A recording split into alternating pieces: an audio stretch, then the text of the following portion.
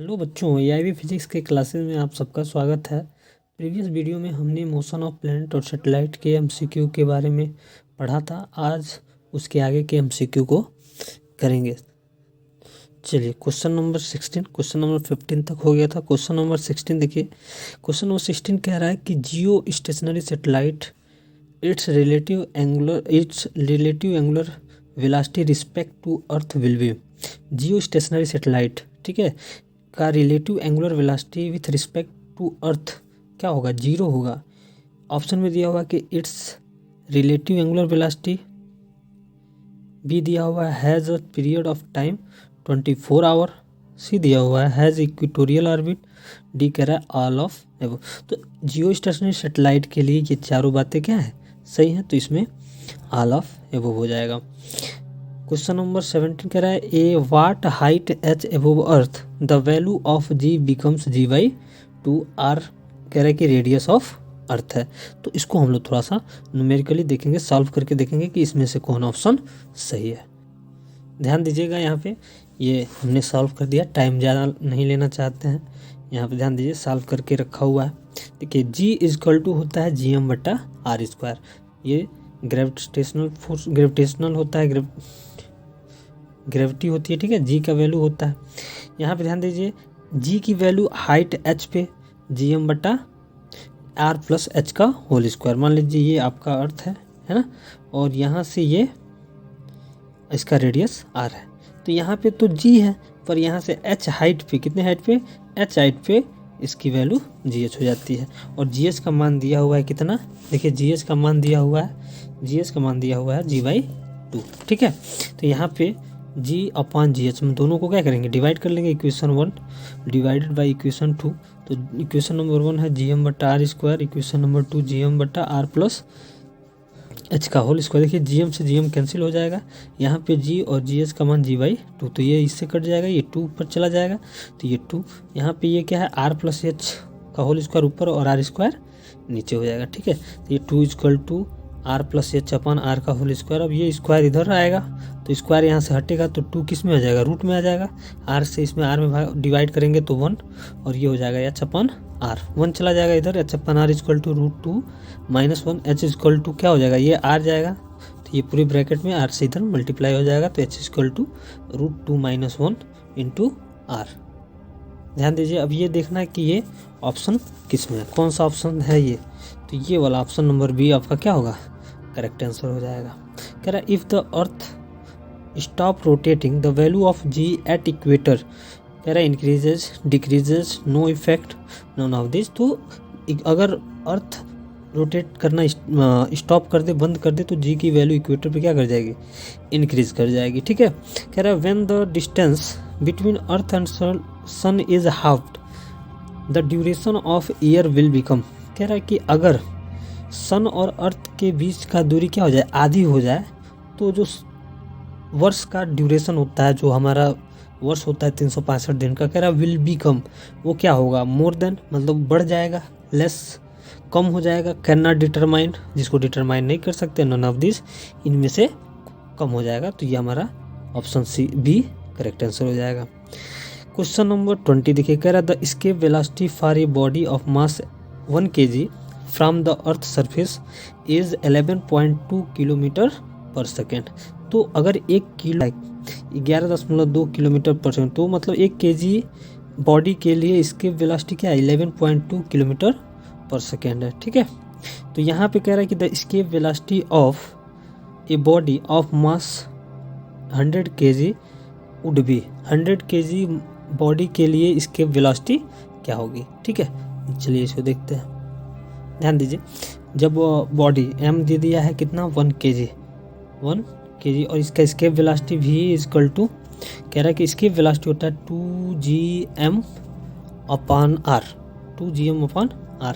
तो यहाँ पे ध्यान दीजिए, 1 kg के लिए है, तो ये हो जाएगा 2g अपॉन r, जब g m का मान 1 kg रखेंगे। और इसके लिए स्केप वेलोसिटी दिया है 11.2 रूट में 2g अपॉन r, कोई दिक्कत नहीं। Equation number 1।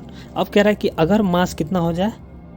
100 kg हो जाए, है ना, 100 kg हो जाए उस समय इसके वेलोसिटी, तो v is equal to √2 2gm के जगह पे रख लेंगे कितना 100/r, ठीक है। यहाँ से 100 बाहर जाएगा तो ये हो जाएगा 10 रूट में 2g/r। अब इसकी वैल्यू कितनी दी हुई है, देखिए इसकी वैल्यू है, देखिए इक्वेशन नंबर 1 से ये 11.2, तो 10 × 11.2 ये हो जाएगा 112, है ना, किलोमीटर पर सेकेंड। ये हो जाएगी इसकी वेलोसिटी, इसकी वेलोसिटी हो जाएगी 100 kg के बॉडी की इसकी वेलोसिटी हो जाएगी। अब देखते हैं कि कौन सा ऑप्शन इसमें सही है। तो ये वाला ऑप्शन नंबर बी आपका क्या है, करेक्ट है। ध्यान दीजिएगा यहाँ पे क्वेश्चन नंबर 21 कह रहा है 2 satellite of masses M1 and M2, जिसमें M1 क्या है, M2 से बड़ा है, are going around the earth in orbit of radii R1 and R2, जहाँ R1 बड़ा है किससे, R2 से। कह रहा which statement about their velocity is correct. कह रहा V1 = V2 नहीं होगा, V1/R1 = V2 नहीं, ये भी नहीं होगा, V1 is greater than V2, और V यहाँ पे कह रहा है कि V1 is greater than V2, और यहाँ पे कह रहा है V1 इज लेस देन किससे है, V2 से, ठीक है।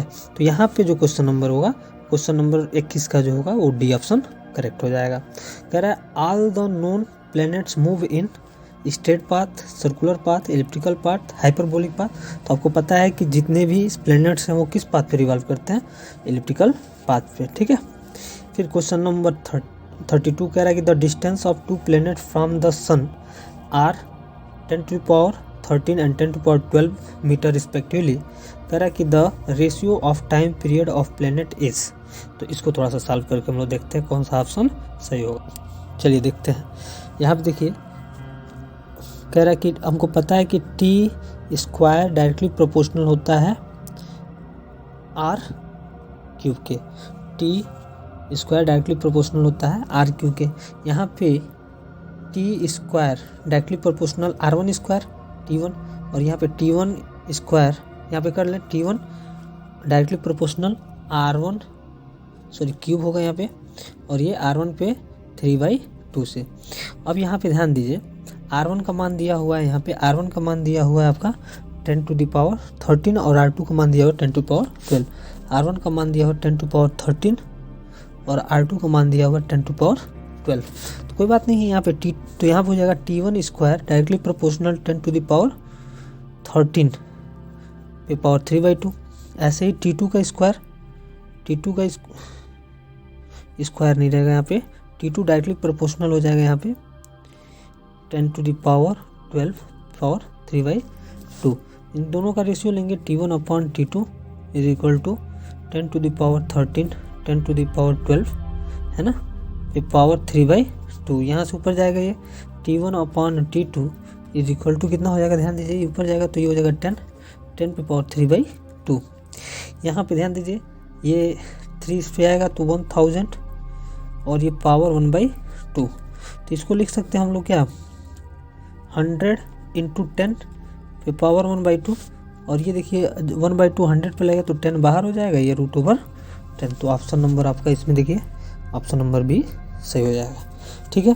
कह रहा है if the earth loses its gravity then for a body weight become 0 but not the mass. मतलब वेट क्या हो जाएगा, 0 हो जाएगा, पर मास जो है बदलता नहीं है, मास तो कांस्टेंट रहता है हर जगह, वेट क्या होगा, बदलेगा, क्योंकि वेट W = होता है mg, ठीक है। तो ये g पे डिपेंड कर रहा है आपका वेट, है ना। तो अगर g डिक्रीज करेगा तो वेट भी डिक्रीज करेगा, पर m जो है ये किसी पे डिपेंड नहीं करता है, ये कांस्टेंट होता है, यूनिवर्सल कांस्टेंट होता है। तो ये ऑप्शन नंबर ए आपका करेक्ट हो जाएगा, ठीक है।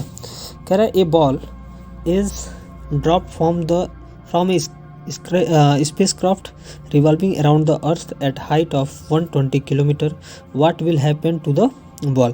अगर कोई स्पेस क्राफ्ट जो है अर्थ के अराउंड जो है ऑर्बिट पे रिवॉल्व कर रहा है, और उससे हम क्या करें, एक बॉल को छोड़ दें, कितनी हाइट है वो 120 किलोमीटर, तो क्या होगा बॉल के साथ, क्या हो सकता है। तो बॉल के साथ देखिए पहला ऑप्शन दिया है कि it will go very far in the space, ये स्पेस में बहुत दूर चला जाएगा।